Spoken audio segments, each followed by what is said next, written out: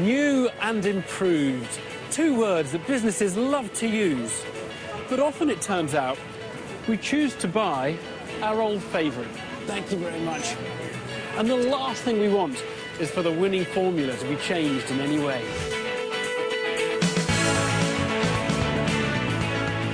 Coca-Cola is the world's biggest brand.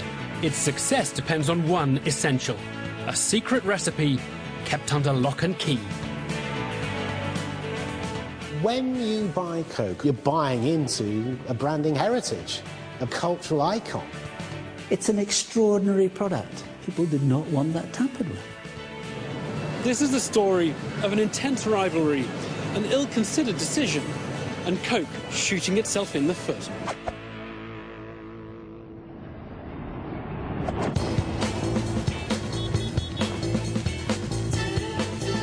It was April 1985, and Coca-Cola had summoned the press to an important announcement in New York City. I think the anticipation would be that whatever Coke did would be a smart move. No one anticipated it wouldn't be. Camera crews, the major publications, everybody was going to be there. They orchestrated that part of the event quite well. They know how to do an event. The really incredible thing was that they were able to keep this a secret for so long. Coke chairman Roberto Goizetta was ready to let out his secret. I'm going to get right to the point. The best soft drink, Coca-Cola, is now going to be even better. Simply stated, we have a new formula for Coke. For a second, the room is dead quiet. And that was a surprise. Coke represents America. And it was sort of like saying, well, we've decided to change the American flag and put the stars someplace else. I mean, what? Why are you doing that?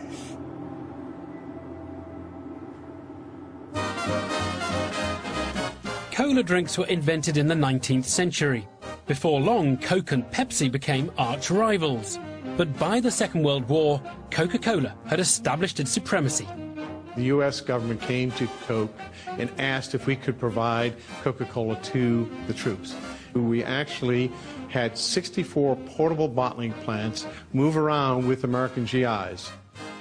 And when the soldiers left, Coca-Cola stayed, making it a global player.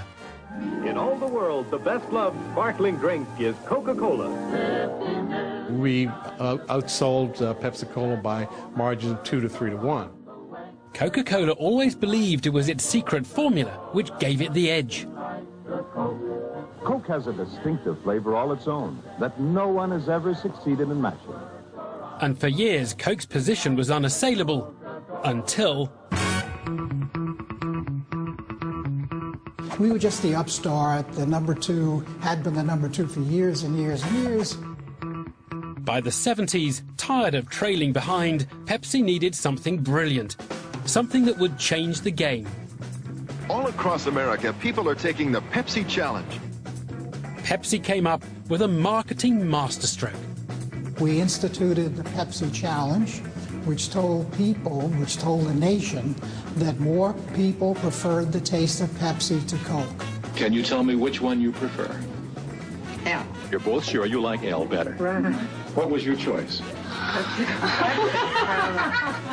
And that resulted in significant share gain, and that was very difficult for Coke to accept because they had been the champion forever. The Pepsi Challenge became a real problem for us and a great concern to our marketeers.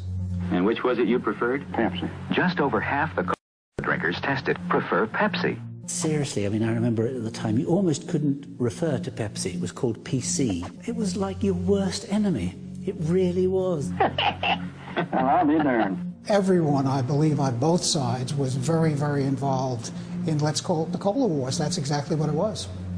Year after year, bit by bit, they were gaining market share. Tell me what you chose. Pepsi. Pressure was growing at Coke to get its market share back.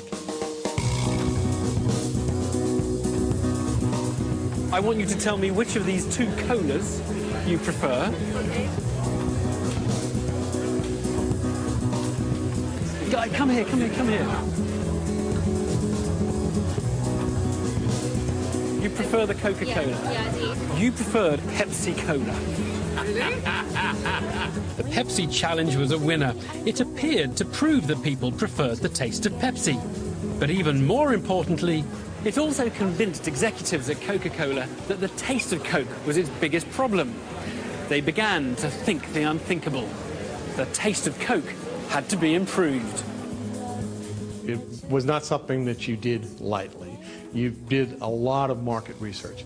Almost 200,000 taste tests were conducted.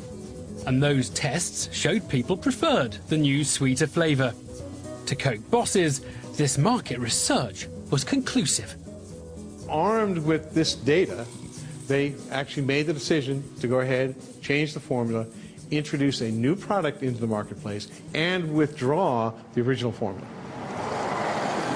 Dazzled by what the market research was telling them, Coca-Cola decided to ditch the flavour that had made it the #1 drink all over the world and to replace it with a brand new cola the company had just invented.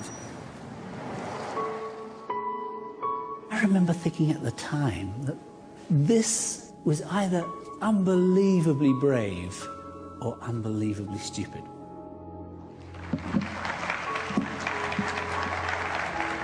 Thank you very much, Roberto.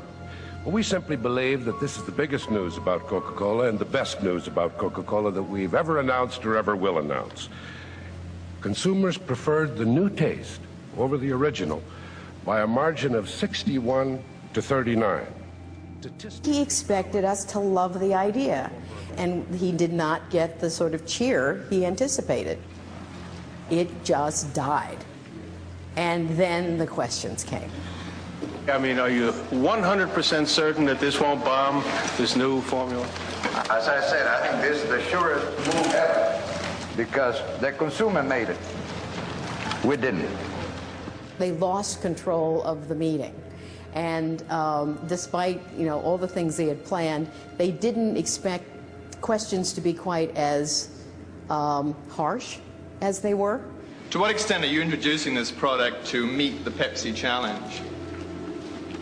Oh, gosh, no. I mean, that's Pepsi challenge. When did that happen?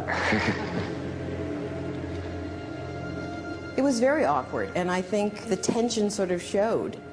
The responses began to get a little angrier. Are you saying that the Pepsi Cola has no more to do with this than Heinz baked beans or Hershey's Kisses? Well, I don't know. I don't know. You can handle the English better than I can, so I'm not going to get into that argument with you. Thank you very much, and I'd like to invite you to the lobby to try the new taste of Coca-Cola. Thank you. Thank you. We taste the new Coke. Well, actually, it's on television, so you can see me do it. It's sort of flat, and it is sweet, sort of like you left it in an open can in the refrigerator a while. Like the new drink, the press conference had gone rather flat. But Coca-Cola decided to press on.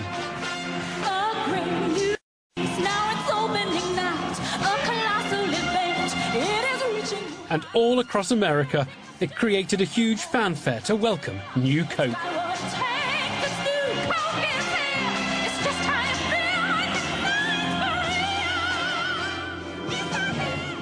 It took a few days for the consumer reaction to start to move negatively.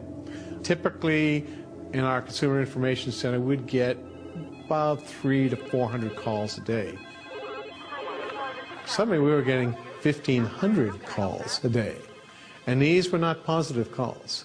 These were negative calls. These were calls that basically said, I want my Coke back. We started to see protests in the street.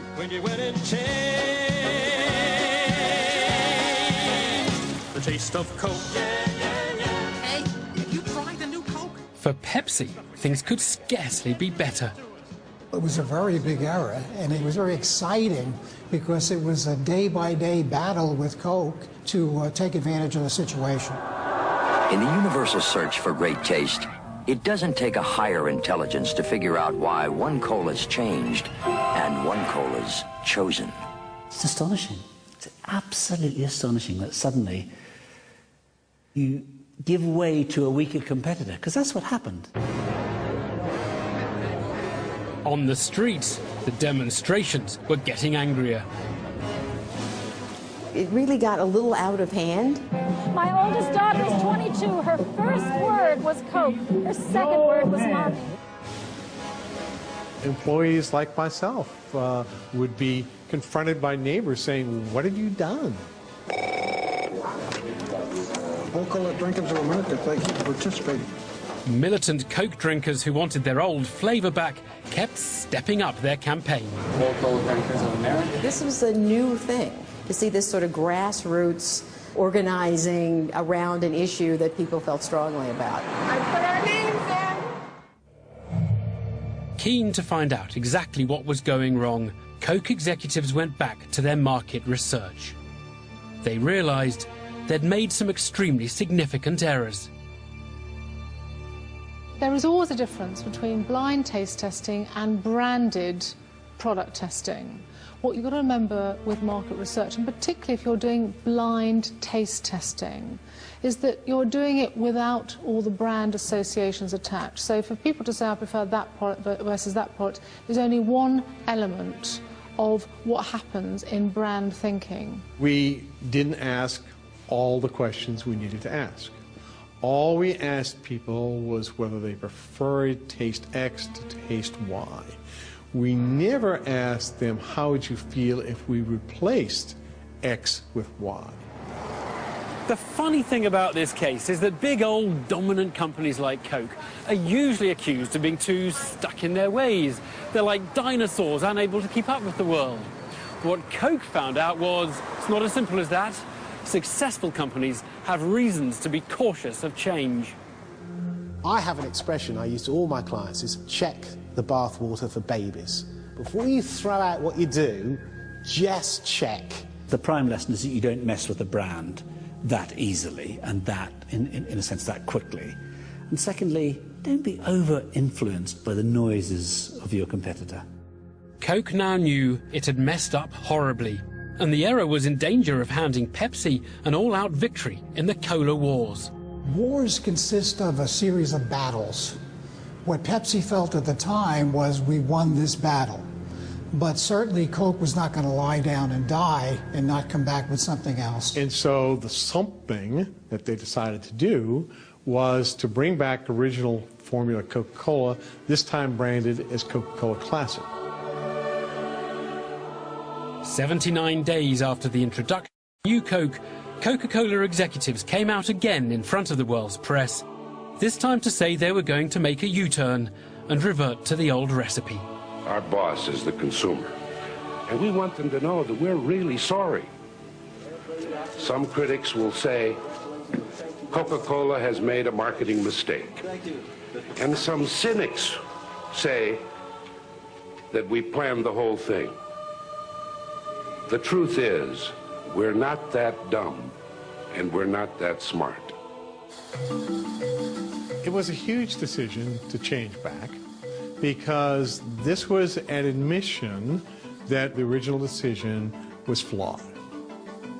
Corporations seldom say, I'm sorry, or we made a mistake. And it humanized them in a way that benefited that company to this day. It is such a strong brand that even if they make a mistake, you know, people see them like a brother or a sister. They'll forgive their brother and sister, and they'll let them have another chance.